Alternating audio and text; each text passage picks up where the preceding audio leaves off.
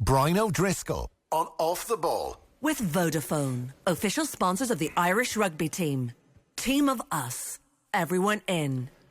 You're welcome back. Brian O'Driscoll is still with us because, Brian, we did want to address the shocking story surrounding the former rugby coach, John McClean. If any listener isn't aware of the story, John McLean was a hugely influential figure in Irish rugby across several decades. He was a former head coach of the Irish schools team. He went on to become director of rugby at UCD.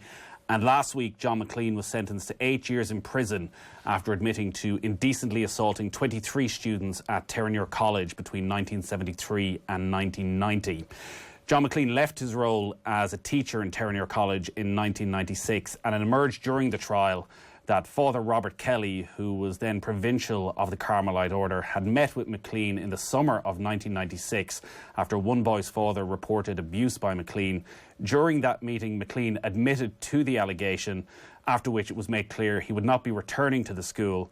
But after he left the school, he went on to take up a coaching role as director of rugby at UCD. Since the case concluded, it has emerged that the Gardaí are investigating complaints by further alleged victims. Brian, John McLean is somebody who was an important figure in your career. You played under him at schools level, at UCD. It is just horrific what he got away with over so many years. It really is, Nathan. He was influential in the early years. He was the first person to ever move me from out half into the centre. And a bit like everybody else over the course of the last 10 days in particular, when it's come to light the levels of abuse over the last 40 or so years, I've been as shocked and appalled as everybody else. How he managed to get away with it for so long, and how he must have impacted those poor unfortunate victims. Young kids, 12 years of age. It's actually unthinkable as a parent to think of that. I guess from their point of view, I would congratulate them on their incredible bravery in staying the course with this and finally getting some justice. Although I don't know what justice there is in carrying that sort of baggage with you for 30, 40 years, but it's really shocked me. I guess as well, from my own point of view, what has upset me is the knowledge that every time that I might have spoken in a positive manner about him, what that must have done to those poor victims, how that must have impacted them, how it must have been like a knife in the stomach to them. Hearing someone speak glowingly about someone that has had such a negative impact on their lives. So yeah, I've been appalled and disgusted at what I've read. Because I'm sure they saw those interviews, and there was the clip from an interview you did with BT Sport, I think it's 4 years ago at this stage, October 2017, when you were asked during the piece who was the most influential coach of your career, and you said John McClean. And considering that, when the accusations first started to emerge in the months following that, and subsequently what you've heard during the court case and seen since the conviction, what was your reaction when you first started to hear the accusations? I think shock initially, because over the course I've probably been known John in some shape or form since Leinster schools in 1997. So it was probably 20 years of having a relationship of some form or other with him. And then these allegations came. It was early 2018, and initially shocked at hearing when they came out, and then when more and more people came to the fore, and then ultimately when he pleaded guilty to all of those crimes in, was it November, December, and the realization of the impact and the depravity of what went on, it's just been a continual level of being appalled and disgusted at hearing the details of it.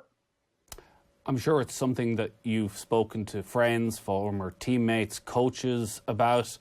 And I'm sure the question that comes up all the time is, did you ever suspect anything?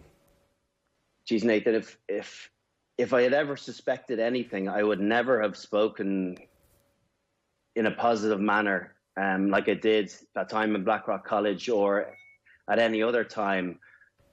I was completely shocked by this in when it came to light a few years ago, and I know other people say that the dog in the street knew about it. I can honestly say anyone in the rugby circles that I was involved in never knew anything about it.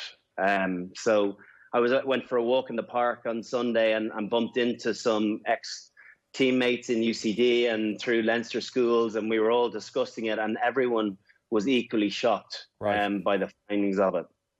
Because the reports, and some of them over the last week, were that this was an open secret in rugby in Dublin. Listen, and perhaps in some factions it was, but certainly in any circle that I was, involved in, there's no way that you wouldn't speak as teenagers about those sorts of rumors. There's no way you would go on summer tours if you had any concerns whatsoever. It was an absolute shock. I had him as a kind of a quiet, reclusive sort of person, but I guess you don't always know the person behind the mask. Mm. You mentioned there meeting him at a relatively young age. How McLean ended up at UCD must be a huge cause for concern. It does fit in with how abusers in this country have got away with it, that despite admitting in 1996 that the allegation was true, rather than action been taken at the time, he was moved along without anything being said. It's quite shocking that he was able to leave Terenure and to continue to work with young people.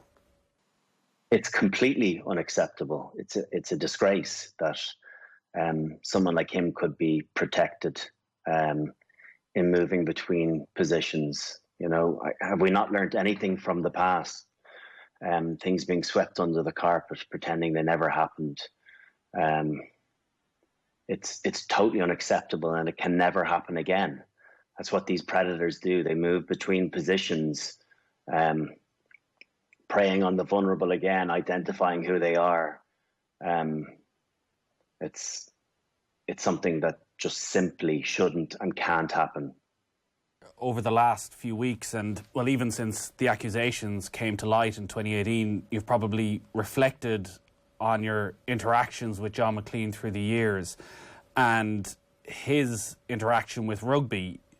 Do you think he used his rugby connections and his influence on successful players to almost future-proof himself for when the allegations, if they were eventually surfaced, that he knew by being such an influential figure in rugby, that maybe that could offer him some form of protection? Maybe. I suppose, you'll never know with regard to the relationships that he tried to foster. Whether he was, building a bridge between, the victims and the allegations that were inevitable to come out, that, he was a person of substance in rugby circles, and it was going to be more difficult to challenge someone that was held in high esteem or was respected, perhaps. Yeah, you mentioned the testimony of the victims, and listening to what McLean put them through, it is just heartbreaking. And while an 8-year sentence is some form of justice, it won't change the long-lasting effect it had on many people's lives, unfortunately. No, it's not. Those people have lived with this burden and secret for, far too long. They've gotten some form of justice, but I don't think there's ultimately any justice in that. And yeah, I guess I look back on any of my dealings with John, and I think he's a total and utter fraud. I think nothing that I can ever look back on the conversations I had and take it at face value because of what went on in previous years. Brian, thanks for talking about it. For anybody listening in, if you want, you can get in touch with 1 in 4. They can be contacted on 01662 4070. That's 01662 4070.